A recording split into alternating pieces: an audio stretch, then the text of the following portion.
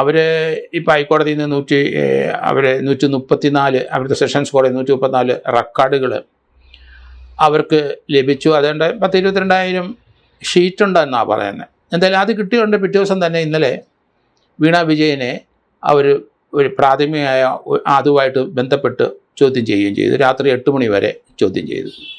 ഏതായാലും വീണ്ടും അവർ വിളിക്കും. 29-ാം തീയതി ആണെന്ന് എനിക്ക് തോന്നുന്നത്. ഇതിനകത്ത് ഏറ്റവും പ്രസക്തമായ ഒരു കാര്യമുണ്ട്.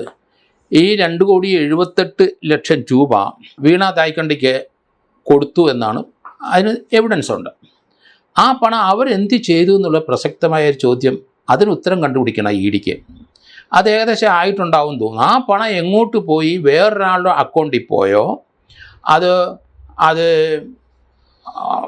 മുൻ മുഖ്യമന്ത്രിയുടെ അക്കൗണ്ടിൽ പോയോ, അല്ലെങ്കിൽ അദ്ദേഹത്തിൻ്റെ ഏതെങ്കിലും പേഴ്സണൽ അക്കൗണ്ടിൽ പോയോ, അല്ലെങ്കിൽ പാർട്ടിയുടെ അക്കൗണ്ടിൽ പോയോ, അങ്ങോട്ട് വന്നെങ്കിലേ ആ പണം ഇവരിലെത്തി നമുക്ക് തീരുമാനിക്കാൻ ഒക്കുകയുള്ളൂ.